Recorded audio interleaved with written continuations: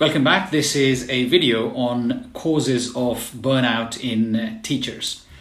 So, as said before, the causes are pretty much principally the same, whether it is physicians or frontline workers or policemen or firefighters, but there are minor details, and this video hopefully covers the small difference there is with regards to causes as far as burnout in teachers is concerned.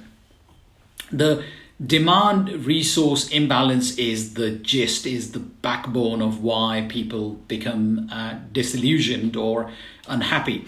And the demand resource imbalance could be between the student and organization that the teacher is basically serving or helping.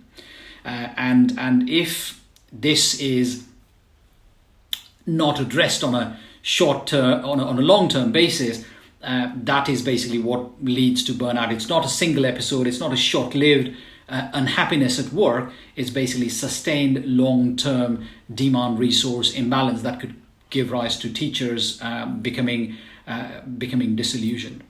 The teachers might be doing the best they could and putting their might and energy into it, but if they were underappreciated for the effort they are putting, for the long hours of work they are doing, and if gratitude was lacking, that becomes a bugbear for some of the teachers. Look, we're human beings, we don't mind working hard, but if we were not appreciated, then it becomes a problem. I mean, we just need a pat on the back for the hard work that we do, and that's all is required. And if this is done, majority of the people are fairly happy.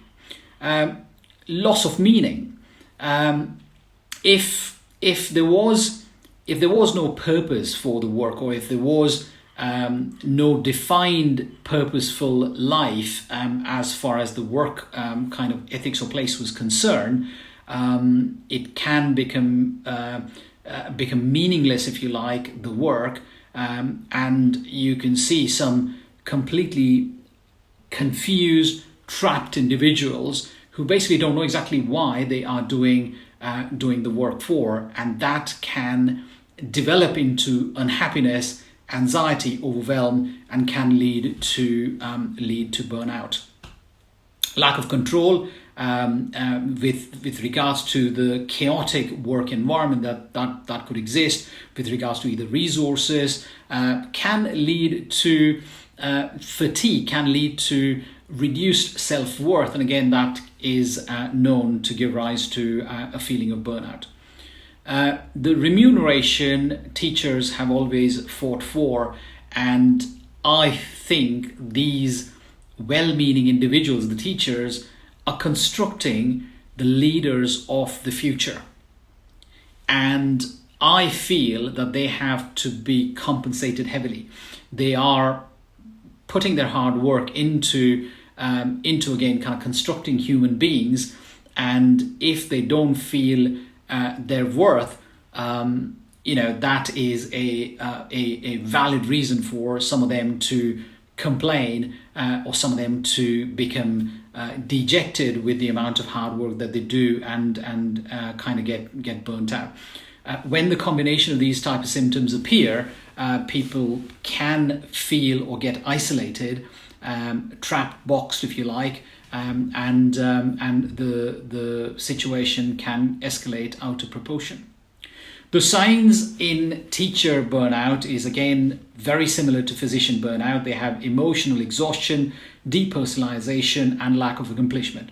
In the emotional exhaustion type of situation, there's frustration, lack of interest, and the blame game can basically start. And the blame game can be the teachers blaming the students, or the teachers blaming the institutions, the colleagues blaming each other, and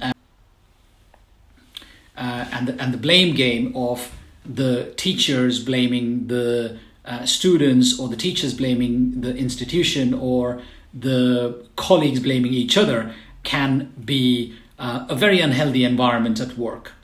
Depersonalization and cynicism comes in when people get isolated and they have complete lack of insight, lack of contact. Lack of accomplishment comes because of reduced self-esteem and knocked off self-confidence, if you like. the interpersonal relationship suffers and the workplace truly becomes chaotic, frustrating, and happiness is completely reduced. The effects of burnout on teachers the teachers feel emotionally drained. They lose their cognitive skills as well as physical skills. They may unfortunately get involved in acts which might push them down the disciplinary routes. So if teachers know that they are suffering with signs of burnout, it's important. Prevention is better than cure. It's important to identify these issues and weed out those problems. And again, they might be existential or they might be circumstantial, whichever be the case. But identify them, address them if they were circumstantial or existential, and take help of a coach if you like, or read books and do courses, or reach your manager or your institutional leaders to try and get their help so that they can weed out these type of problems. Effects on students: if the teachers are burnt out, the students are not going to get the best out of it. So it's fairly self-explanatory. Teacher burnout has an effect on the school community as well. The communication or the dialogue becomes kind of missing. The blame culture virtually stops the interactions between teachers or the community or the teachers and the institution. The class size influence reduces, and educational planning for the future is sabotaged or reduced as well. With regards to the effects on management, if the support is lacking, that support can be built back again. So we're talking about. So with regards to management of teacher burnout, support is very important, and that support could be institutional support if there are issues originating from the institute, or personal support, which could be by reading books or attending courses or by coaching. Incentives are fairly important. I'm not suggesting financial incentives, but there are various other incentives which we cover in our 6-week course, but they can be fairly helpful. Coaching and training, both of them go hand in hand. Coaching is highly required in some of the circumstances wherein an individual is lacking a steer, if you like. And again, particularly with teachers, you would imagine, or you would know, that a footballer can never become a professional footballer without a coach. You do need at times a minor nudge in the right direction from a well-meaning, neutral coach who's not your friend, particularly in the Fulfilled Careers Institute.